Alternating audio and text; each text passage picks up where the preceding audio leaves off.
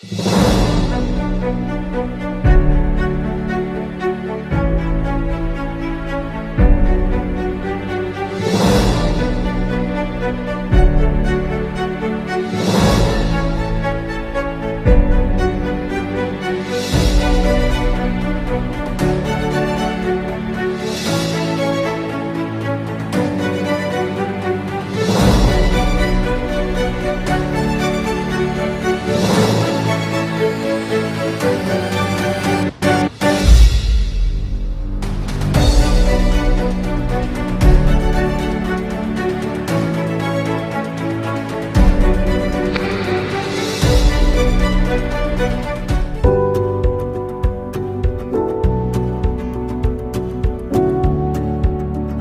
आपको 6 बातें बताऊंगा, पेन कलम रखो, नोट डाउन करो।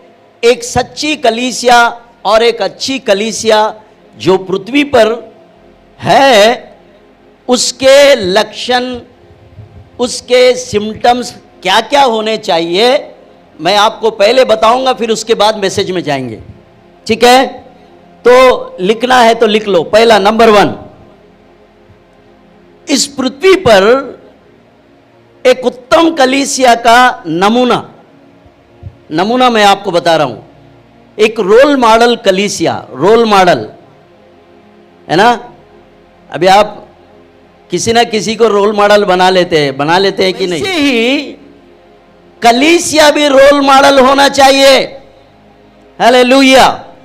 कलीसिया भी पृथ्वी पर रोल मॉडल रहे, यह प्रभु की सुइच्छा है। तो मैं आज आपको 6 बातें बताऊंगा। पिछले, इस पृथ्वी पर अगर कोई कलीसिया रोल मॉडल है तो उसका पहला लक्षण होता है प्रार्थना करने वाली कलीसिया। लिख लो, पहला रोल मॉडल क्या है? प्रार्थना करने वाली कलीसिया। अगर कलीसिया प्रार्थना नहीं करती है तो वो डेड कलीसिया है। कैसी कलीसिया है? डेड, यानी मरा हुआ। अब मरा हुआ क्या काम का है परमेश्वर के लिए, मेरे को बताओ। परमेश्वर भी सोचेगा कि भाई ये मेरे लिए क्या काम का है, तो मरा हुआ है। तो रोल मॉडल कलीसिया जो है क्या है? नंबर 1, प्रार्थना करने वाली कलीसिया, नंबर 1। फिर उसके बाद दूसरा नंबर की कलीसिया का रोल मॉडल, यानी उसका रंग रूप में बता रहा हूं। पृथ्वी पर ऐसी कलीसिया को परमेश्वर चाहता है। नंबर 2,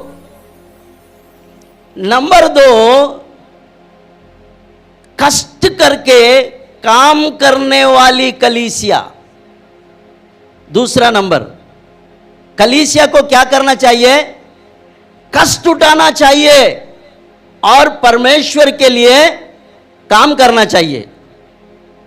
आमेन। सुस्ताड़िया सोने वाली कलीसिया प्रभु कभी पसंद नहीं करता। प्रभु यीशु मसीह अपनी दुल्हन को, सोने वाली सुस्ताड़ी को कभी शादी नहीं करता। सुस्ताड़े लोगों को प्रभु कभी पसंद नहीं करता। तो नंबर 2 बात यह है कि कलीसिया कामकाजी कलीसिया हो, यानी परिश्रम करने वाली कलीसिया। हालेलुया। नंबर 2 क्या है? काम करने वाली कलीसिया। ये आपका रोल मॉडल होना चाहिए, तभी आप एक उत्तम दुल्हन की तरह सज धज के अपने प्रभु के लिए तैयार रहेंगे। तो वो आकर आपको अपने संग ले जाएगा। अपने आप को सुस्ताड़े बनाकर सोते रहेंगे, जागरूक नहीं रहेंगे, तो प्रभु यीशु मसीह आपको दुल्हन बनाकर नहीं लेके जाएगा। कलीसिया ही उसकी दुल्हन है। तो कलीसिया के अंदर में ये रंग रूप दिखना चाहिए, तभी वो एक उत्तम कलीसिया है जिसको परमेश्वर पसंद करता है। आमेन। पहला नंबर क्या है? प्रार्थना करने वाली कलीसिया। दूसरा नंबर क्या है? परिश्रमी काम करने वाली कलीसिया। Hallelujah, hallelujah. तीसरा अभिवृद्धि यानी बढ़ने वाली कलीसिया। रोज आपके अंदर में नए लोग दिखते जाए, नए लोग आते जाए, यानी कलीसिया बढ़ रही है, थम नहीं गया। जो थम गया, जो रुक गया, वो गया, खत्म। कलीसिया को कैसे होना चाहिए? बढ़ती हुई कलीसिया, अभिवृद्धि। रोज उसमें नए पत्ते दिखना चाहिए, नए पत्ते। आज हमने जो भजन पढ़ा है ना, पहला भजन, उसमें क्या लिखा है? जो पेड़ बहते नालियों के किनारे में लगा है, उसके पत्ते कभी मुरझाते नहीं और अपने समय पर वो फल देते रहता है। तो कलीसिया सेम एज इट इज यही रोल मॉडल में चलना चाहिए, तब आप एक उत्तम और परमेश्वर का पसंदीदा, आप एक ऐसी दुल्हन कलीसिया आप कहलाओगे। आमेन, हालेलुया। अगर ये रूप आपके अंदर में नहीं है, अगर ये क्वालिटी आपके अंदर में नहीं है, बढ़ने वाली कलीसिया, रोज नए लोग, हर संडे नए लोग, हर संडे कुछ ना कुछ अभिवृद्धि का काम हो रहा है। आमेन, हालेलुया।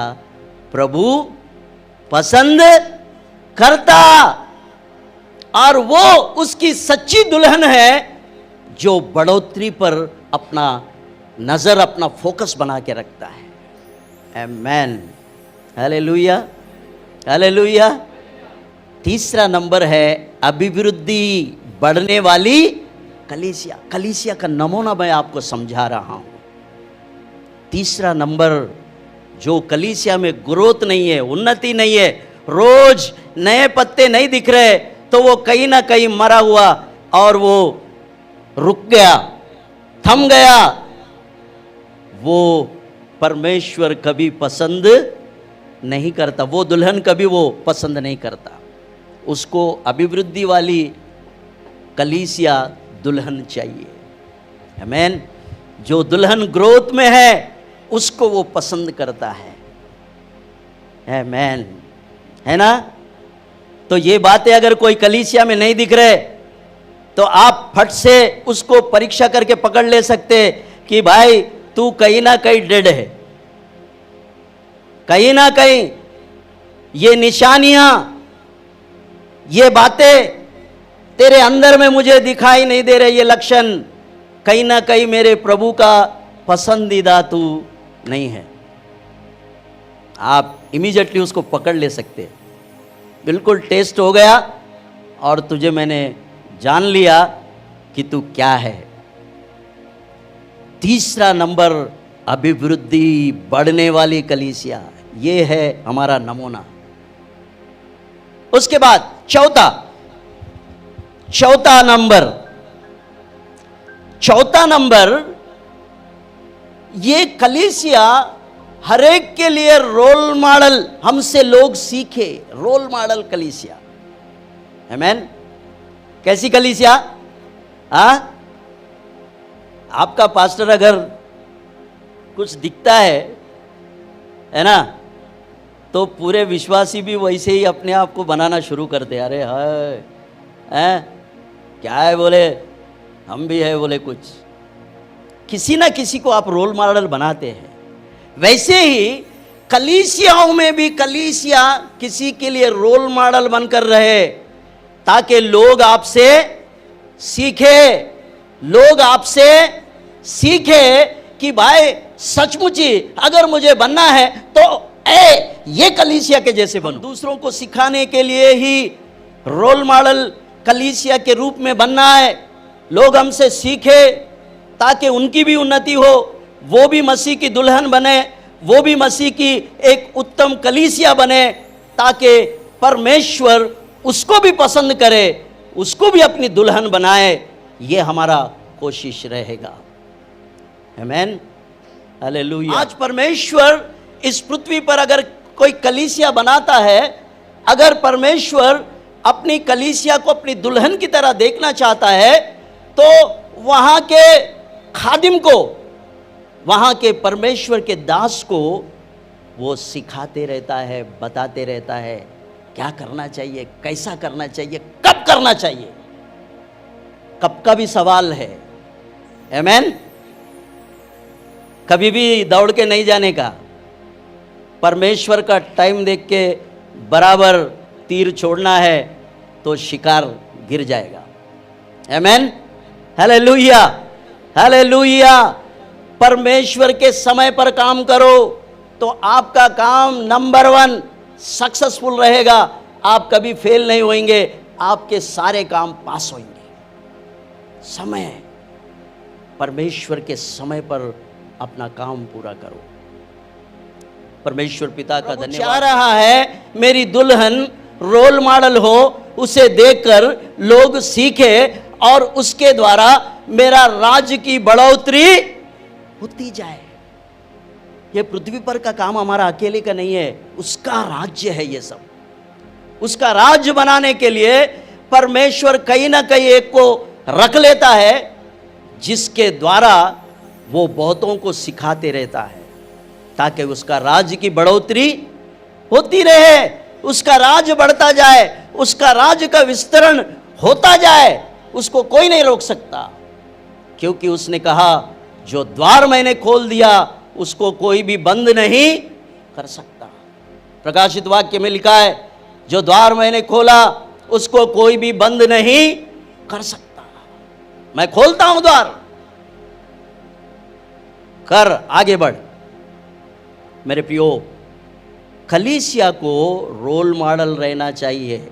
चौथा नंबर, 5वीं बात, जो कलीसिया सुसमाचार सुनाते रहती है। हालेलुया। आज बहुत सारी कलीसियाएं हैं सुसमाचार नहीं देते हैं, वो डेड कलीसिया है। हमारे विश्वासी लोग रोज काम करते हैं, कहीं ना कहीं वो अपनी गवाही बताते, कहीं ना कहीं वो किसी ना किसी को सुसमाचार बताते, और कोई ना कोई नए लोगों को मेरे पास लेके आते, और मैं उनके लिए दुआ प्रार्थना करता हूं और उनको तसल्ली देता हूं और उनको मैं सुसमाचार देता हूं। आपको प्रभु कई प्रकार के अपॉर्चुनिटियां देता है। आप जहां काम करते हो, जिस सेक्शन में, जिस डिपार्टमेंट में, वहां आपके संग काम करने वाले बहुत सारे लोग रहते हैं। आप उनको बड़ी आसानी से प्रभु यीशु मसीह के बारे में आप बता सकते हैं, सुसमाचार सुना सकते हैं, और उनको उद्धार की कथा सुना सकते हैं। कलवरी की क्रूस की वो कथा आप उनको सुना सकते हैं। परमेश्वर आपको कितने अपॉर्चुनिटियां देता है। लेकिन मैं मानता हूं हमारी कलीसिया इस बात में साक्षम, कम से कम अपना गवाही तो बताओ। अरे आपका उद्धार कैसे हुआ, आप कैसे प्रभु यीशु मसीह के पास में आए हो, एक छोटा सा टुकड़ा अगर आप उसको बताएंगे, वो टुकड़ा बीज बनकर उसमें गिरेगा तो वो एक ना एक दिन वो फल जरूर लाएगा ही लाएगा। आमेन, हालेलुया। ऐसे कितने लोग हैं, हमने कई सालों पहले उनको सुसमाचार दिया, लेकिन लौटकर जब वो सामने आकर बताते, सर आपने कब तो भी मुझे बताया, बोले, लेकिन आज मैं वो बात को मान गया हूँ। बोले प्रभु ने मेरे जीवन में काम किया और मैंने यीशु मसीह को अपना व्यक्तिगत उद्धार करता, अपना प्रभु, अपना परमेश्वर मैंने स्वीकार किया और मैं प्रभु के लिए जी रहा हूँ।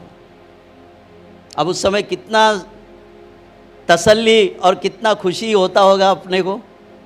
अरे मैंने कई सालों पहले उनको सुसमाचार दिया, आज वो बिलीवर है, आज वो प्रभु के हैं, कितना खुशी होती है।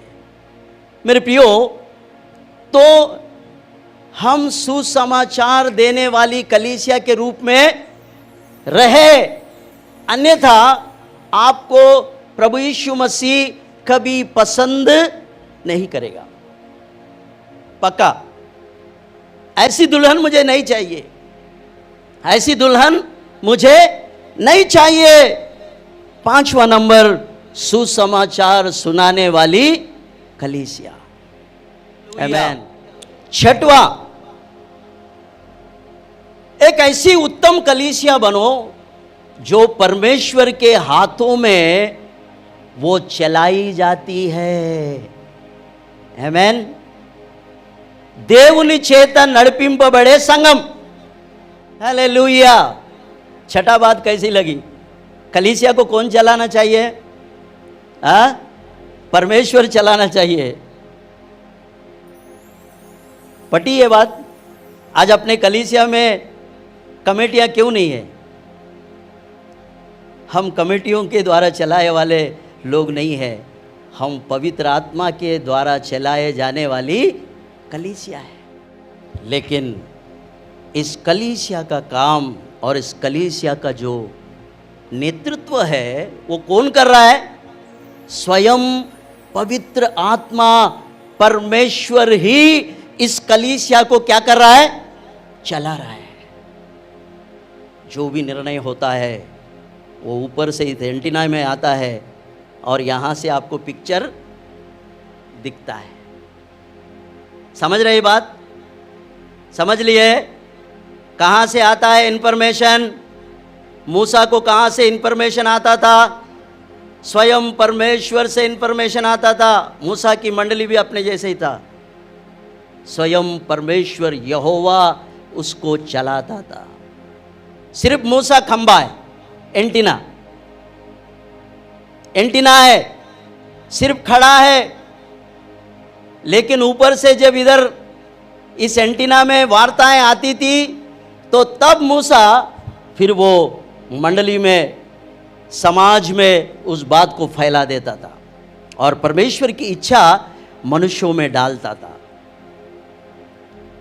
आज परमेश्वर हमसे ये कराना चाहता है। मेरे प्रियो, नए नियम की कलीसिया भी आप प्रेरितों के काम पहला अध्याय से लेकर आप आखिरी तक उस किताब को अगर पढ़ेंगे तो कलीसियाएं परमेश्वर का सुसमाचार का काम जो है वो पूरा पवित्र आत्मा ने चलाकर करवाया है और कोई नहीं। सिर्फ पौलुस सामने रहता था और सिलास और जितने भी चेले थे वो सिर्फ मुखौटे थे, लेकिन उनको चलाने वाला कौन था? उनको चलाने वाला स्वयं पवित्र आत्मा था। इसलिए वचन में लिखा है, जो परमेश्वर की आत्मा के द्वारा चलाए चलते हैं वे ही परमेश्वर के क्या है? क्या है? अब अपने मुंह से बोलो, कौन है वो? जो पवित्र आत्मा के चलाए चलते हैं वो लोग कौन है? परमेश्वर की संतान। और बाकी लोग क्या है फिर? इसलिए अपने को इस बात के लिए ही सावधानी से जीना है।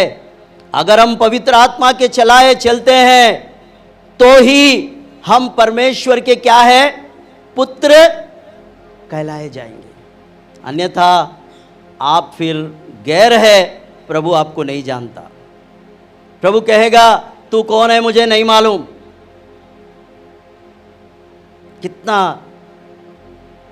कितना हार्ट अटैक वाली बात है ये।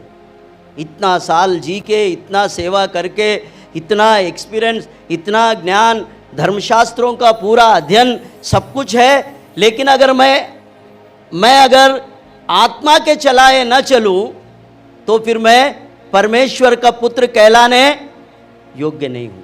प्रभु की स्तुति हो मेरे प्रियो।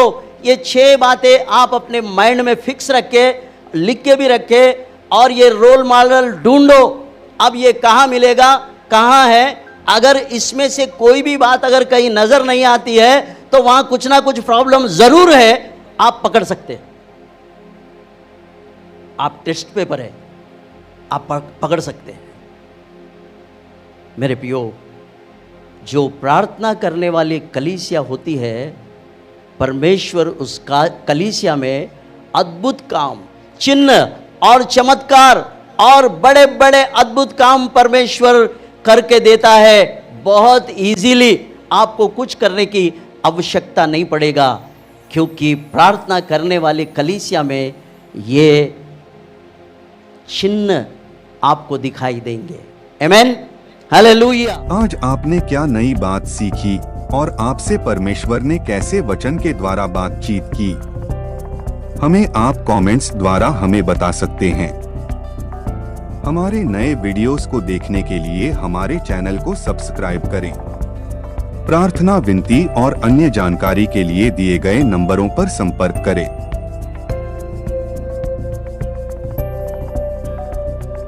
धन्यवाद। प्रभु आपको आशीष दे।